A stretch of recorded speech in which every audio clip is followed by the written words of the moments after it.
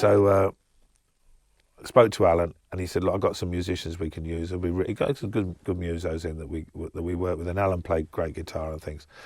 So we're in this small studio in Long Island. It was a small studio, but it worked. And then what we would do is we would get, as stuff was coming down, so we'd work on it, and it would send it off, because there was such a time restraint, have it transferred, and that was it. That was, we were trying to race the clock.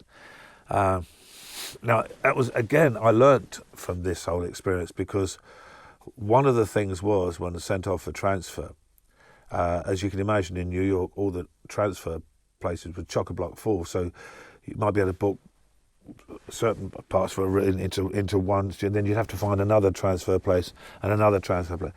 So I'm doing all this with all of these transfers, it's just being biked off to all this kind of like, and then I get a call from Harvey Weinstein. Stop what you're doing, come into Manhattan, we need to talk urgently. So I thought, well, I can't see what the problem could be. So he'd been down and listened to some of the music, loved it, and he was very happy with all that. So I met him, and we went into a preview theatre, and he said, "Listen to these." And they'd put the transfers on or something, and the volumes were all over the place. Some were deafeningly loud, some were distorted, some were very quiet. And he said, "What are you doing?" And I said, I don't get this. Everything was absolutely perfect when it left the studio. It went off all marked for the transfers. I couldn't be there for the transfer, but I don't understand this. And he sort of basically said, "Sort it, quick." So I thought, oh God, this is all I need. And I was saved by a guy at one of the, because I went straightway round to one of the transfer places, and he said to me, "Rick, what have you put for zeros?" I said, "Pardon?" I mean, because in the UK, zero is zero.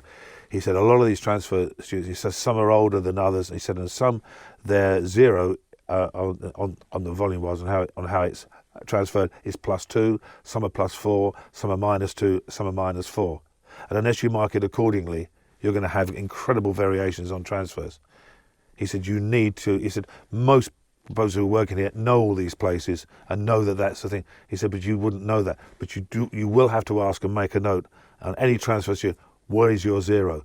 He said, "And then with your tones beforehand, you adjust accordingly."